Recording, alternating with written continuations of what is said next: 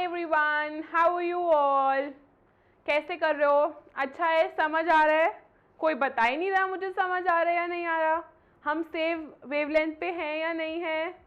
Same wavelength पे हैं ना हम लोग? ठीक पढ़ रहे हो? समझ आ रहा है?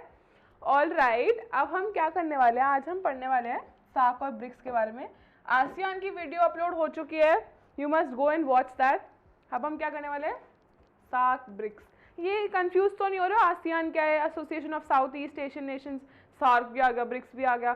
2 बार वीडियो देखोगे ना याद हो जाएगा बहुत अच्छे से। 2-3 बार समझना तो पड़ेगा ही, देखो थोड़ा सा तो है ही।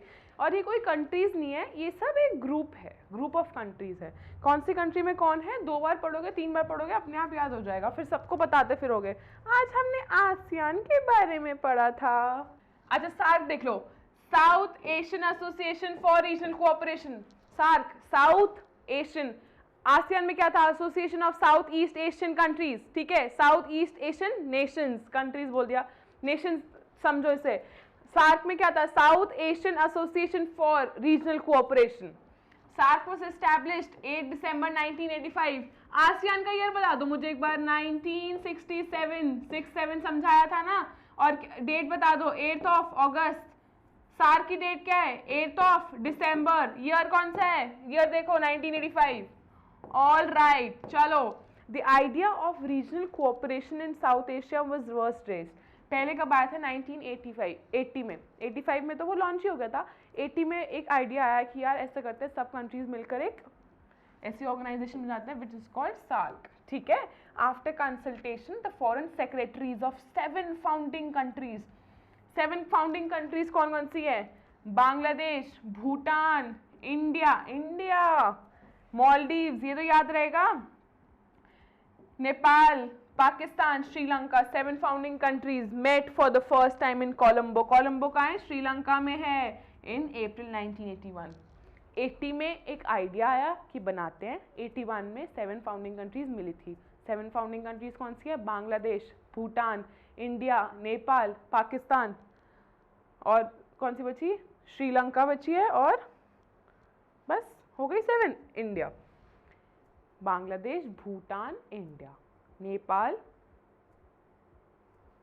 मालदीव्स, पाकिस्तान, श्रीलंका, ये 7 कंट्रीज हैं। तुम याद करो ना, तुम्हारा पेपर है, मेरा पेपर थोड़ी है। अच्छा ठीक है, मैं भी याद कर रही हूँ। बांग्लादेश, भूटान, इंडिया, नेपाल, श्रीलंका, मालदीव्स, कौन सी बची? श्रीलंका, नेपाल, पाकिस्तान। ठीक है, met for the first time in Colombo 1981 में मिले। अफगानिस्तान थोड़ा बाद में बना, तो टोटल मेंबर सार्क के कितने हो गए? 8 है। ठीक है, Afghanistan became the newest member in the year 2005। 13 annual summit हुआ था 2005 में, तो वो तब बन गया था। एक बार देख लो 1980 में क्या हुआ, 1981 में, 1985, 2005, ये 4 याद करनी है। 80 में क्या हुआ? आइडिया आया। 81 में क्या हुआ? फर्स्ट टाइम मिले सारी कंट्रीज, 7 फाउंडिंग कंट्रीज। 85 में क्या हुआ? एस्टैब्लिश हो गया। 2005 में क्या हुआ? अफगानिस्तान ने ज्वाइन कर लिया। ठीक है, ऐसे याद करो। एक बार मैप देख लो इसका। ये तो है 1 2 3 4 5 6 7 8। ये क्या है? अफगानिस्तान, इंडिया, पाकिस्तान, बाकी देख लेना। अच्छा ठीक है ना यार, पता है मुझे कौन कौन से है। ये सार्क का मैप है, सब मैं सब यहाँ बैठ के बता नहीं रही हूँ। अफगानिस्तान ये रहा, पाकिस्तान, इंडिया का मैप देख लो कितना सुंदर, सबसे बड़ा इंडिया लग रहा है। बांग्लादेश, श्रीलंका, नेपाल, भूटान। ठीक है, ये सब कंट्रीज थी। ठीक है, आगे देखते हैं ऑब्जेक्टिव्स क्या हैं सार्क के। एक बात बता रही हूँ, वैसे तो सार्क के तुम्हें 3-4 ऑब्जेक्टिव लिखने हैं, बट मैंने 8 लिखे हुए हैं बोर्ड पे। ये तो 4 है, नेक्स्ट स्लाइड में 4 और है।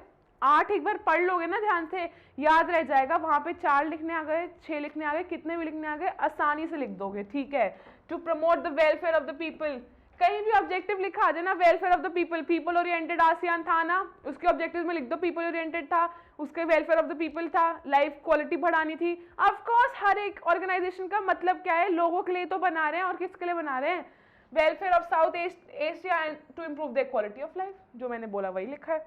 टू एक्सेलरेट इकोनॉमिक ग्रोथ, हर कंट्री के पास पैसा होना चाहिए, ट्रेड होना चाहिए, सोशल प्रोग्रेस, सोसाइटी को ध्यान रखते हुए, and cultural development in the region. Cultural development मतलब सबके कल्चर को एक रिस्पेक्ट देनी चाहिए, उसको और बढ़ावा देना चाहिए। and all individuals the opportunity to live in dignity and realize their full potentials। उनको किसी के अंडर नहीं रखना है, उन्हें फ्री रखना है, वो जो करना चाहते हैं उनको सपोर्ट करना है उसमें, so that they can live to their full potentials। ठीक है, किसी को भी ऐसा नहीं लगना चाहिए कि हम कहाँ पैदा हुए हैं, सबको इक्वालिटी मिलनी चाहिए।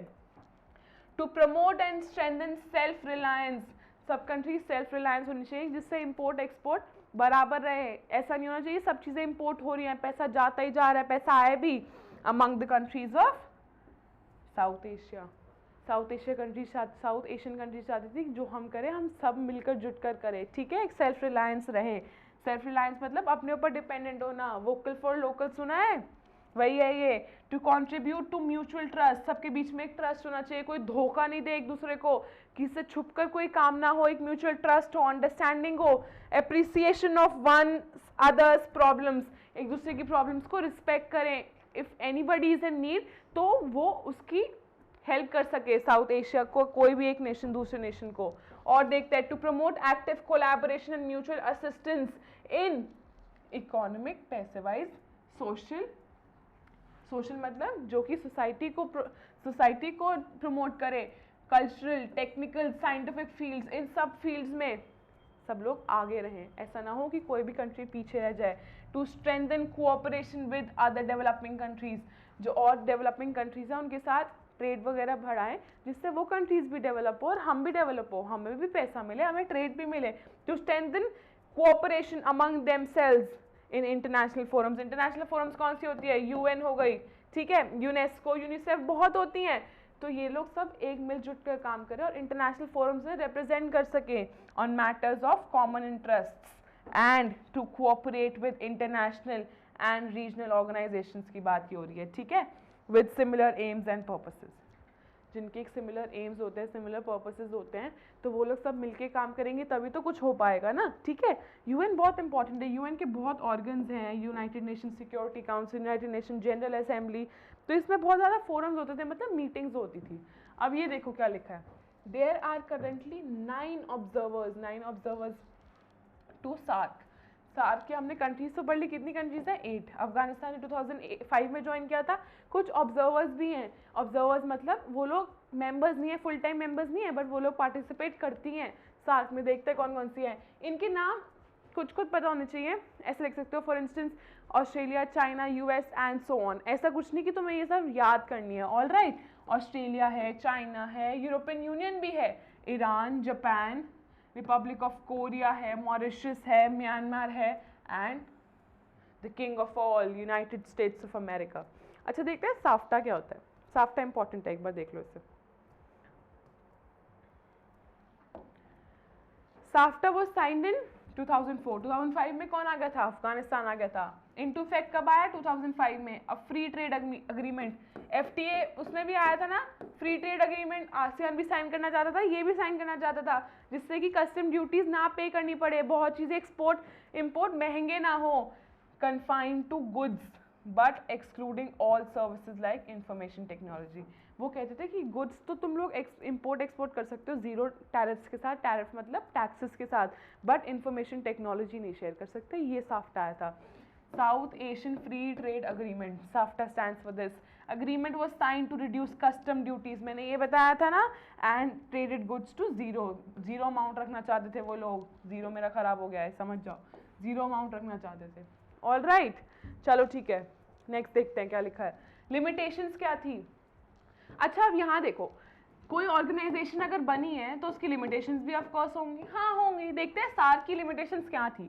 Some of our neighbors fear that SAFTA is a way for India to invade their markets and influence their societies and politics through commercial ventures and a commercial presence in their countries। कहना क्या चाह रहा है, वो कहता था कि India through SAFTA और कंट्रीज में घुस जाएगा और क्या करेगा, ट्रेड बनाएगा अपना, ये कंट्रीज नुकसान में रहेंगी, बल्कि ऐसा कुछ था ही नहीं। ये एक लिमिटेशन थी। ठीक है, some of our neighbours fear that SAFTA is a way for India to invade their markets, उनके मार्केट्स में घुस जाना, and to influence their societies, इनकी सोसाइटी को अपने कब्जे में कर लेना sort of, and politics through commercial ventures, मतलब अपने बिजनेस को यहाँ एस्टैब्लिश करके लोग यहाँ का सामान नहीं खरीदेंगे, इंडिया का सामान खरीदेंगे, एंड कमर्शियल प्रेजेंस मतलब जो बिजनेस की प्रेजेंस हो जाएगी और कंट्रीज में, क्योंकि साफ्टा तो यही कहता था कि फ्री ट्रेड अग्रीमेंट की बात ही तो करता था वो। India thinks that there are real economic benefits, पैसा आएगा इंडिया के पास, और कंट्रीज को ये लगता था क्योंकि और कंट्रीज थोड़ी सी बैकवर्ड थी, and that a region that trades more freely will be able to cooperate better on political issues. और जो पॉलिटिकली बेनिफिट मतलब क्या, अगर कोई कंट्री फ्री ट्रेड किसी के साथ कर पा रही है तो वो पॉलिटिकली बेनिफिट भी तो करेगी ना। पॉलिटिकल इश्यूज मतलब पॉलिटिकल पार्टीज की एस्टैब्लिशमेंट या गवर्नमेंट का रोल की बात हो रही है यहाँ पे। Some in India think that SAFTA is not worth the trouble since India has already bilateral. अब कुछ लोग सोचते हैं कि जो साफ्टा है ना, इंडिया के तो ऑलरेडी बायलैटरल एग्रीमेंट्स है नेपाल के साथ, भूटान के साथ, तो श्रीलंका के साथ भी है, तो क्या फ़ायदा है साफ्टा का, हमारे लिए तो होना ना होना एक बराबर है। India Pakistan relation seem to be a story of endemic conflict, ongoing conflict तो है ही इंडिया और पाकिस्तान का, ठीक है। And there have been a series of efforts and manage tension, ये लोग साथ में कर तो रहे हैं तो सब लोग साथ में इंडिया और पाकिस्तान, बट इनको लगता है कि इनके बीच में तो ऑनगोइंग एंडेमिक कन्फ्लिक्ट है ही, ऑनगोइंग कन्फ्लिक्ट है ही, लड़ाइयाँ चलती रहती है, वायलेंस है ही, तो इस चीज़ का फ़ायदा कुछ नहीं है। बस इसका कहने का मतलब ये था। चलो ब्रिक्स देख लेते हैं before we end this session.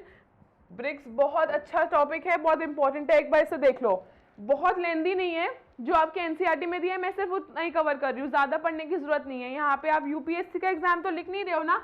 BRICS कितने मार्क्स में आ सकता है? 4 मार्क्स में आ सकता है, 2 मार्क्स में आ सकता है, एक बार देख लो।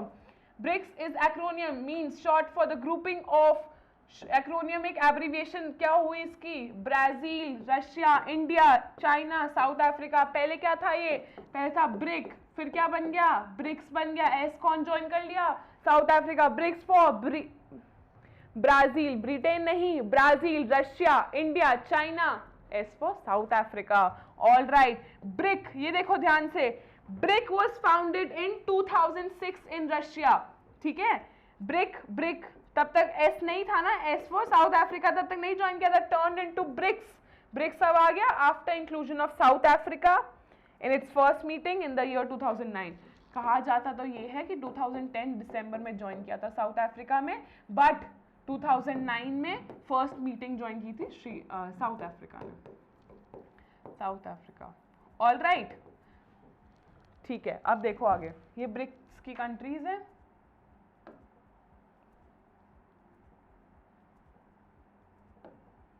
ये देख लो एक बार, रशिया का है सबसे बड़ा, हमारा रशिया ही तो है। इसके बाद चाइना ये रहा, इंडिया ये रहा, ब्राजील इज हियर। ब्राजील आपने नहीं देखा होगा मैप में, ठीक है। अब देख लो, और ये क्या है? ये है साउथ अफ्रीका। ये 5 कंट्रीज है ब्रिक्स की। ब्रिक्स से याद हो जाएगा ना, इसकी ब्रिक्स की फुल फॉर्म ही ऐसी है। द की ऑब्जेक्टिव, एक बार ऑब्जेक्टिव पढ़ लेते हैं, ठीक है। The key objective was primarily to cooperate, and cooperate तो हर कोई करना चाहता है, आपस में कंट्रीज एक कोऑपरेशन बनाए रखें, मेन ऑब्जेक्टिव यही था। And distribute mutual economic benefits among its members. कोई भी कंट्री अगर बेनिफिट में है, किसी को ज़्यादा पैसा आ रहा है, कहाँ से आ रहा है, क्या ऐसा काम हो रहा है, आपस में डिस्कस तो कर सकते हैं ना, कि जो कंट्री थोड़ी एट लोअर पेस है या थोड़ी लोअर स्पीड पे है, वो थोड़ी बैकअप करके आगे आ जाए, ठीक है, बकअप करके आगे आ जाए। Beside non interference in the internal policies of each nation and mutual equality.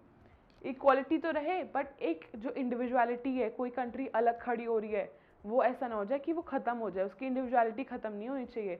जो वो उसके और कंट्रीज़ के साथ रिलेशन है वो रहे, जो है वैसा ही रहे। The 11th conference concluded in Brazil. अगर आप बहुत अच्छे से अपना एनसीईआरटी का सिलेबस पढ़ना तो उसमें लिखा है teachers are requested to concentrate upon the current affairs also. देख लो जी आगे करंट अफेयर्स आपके। 11th कॉन्फ्रेंस ब्रिक्स की कहाँ हुई थी? ब्राज़ील, ये याद रखना, फर्स्ट लेटर ब्राज़ील में हुई थी इन द ईयर 2019, पता होना चाहिए। एंड 2020 में कहाँ होगी ये भी आपको पता होना चाहिए। It has not been held as of yet, and but आप एग्जाम जाने से पहले एक बार पढ़ के जाना, ठीक है। By chance if it comes as a 1 mark question objective type में आ जाए, ठीक है।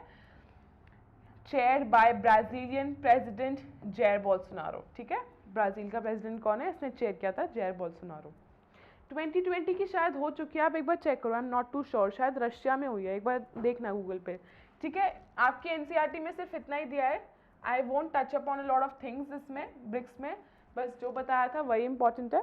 कौन से ईयर में आई थी, 2006 में रशिया में हुआ था फर्स्ट मीटिंग, साउथ अफ्रीका ने 2010 में ज्वाइन किया था, 2009 में फर्स्ट मीटिंग अटेंड करी थी, बस यही बताना था। ठीक है, before I end up I want to tell you, live learning app learn करो, by the grace of God हमने ये निकाली है, आप सब लोग जाकर एक बार चेक करो इसको, and you must download for the notes. आपके 1 mark question, 2 mark question, 4 mark, 6 mark सब हैं उसमें, हैंड रिटन नोट्स भी अवेलेबल हैं, आप जाकर वो ऐप डाउनलोड करो, and if you like you can buy these also. ये पॉलिटिकल साइंस के क्विजेज हैं, देर ऑल्सो इकोनॉमिक्स के क्विज हैं, बिजनेस स्टडीज़ के हैं, we have also started our live classes, you must go and check these. All right, I would end this, and ये मैंने आपके लिए एक स्लाइड बनाई थी। पूरा दिन फ़ोन चलाते हो, कभी फेसबुक चलाते हो, कभी कुछ चलाते हो, कभी ना हमारे चैनल को सब्सक्राइब कर दो और अपने फ्रेंड्स को भी बोलो कि हमें सब्सक्राइब करें, इट्स वेरी इंपॉर्टेंट। सब्सक्राइब की स्पेलिंग ये नहीं होती है, सब्सक्राइब की स्पेलिंग, मुझे क्या टेस्ट कर रहे हो तुम लोग, सब्सक्राइब करो और अपने फ्रेंड्स से भी करवाओ, and you have to like this, अगर अच्छा लगा है तो लाइक करो, कमेंट करो, शेयर करो अपने फ्रेंड्स के साथ, and I will see you in the next video. ये क्या है, अच्छा ठीक है ना यार, कर दो subscribe, and I will see you in the next video. Bye bye for now, take care.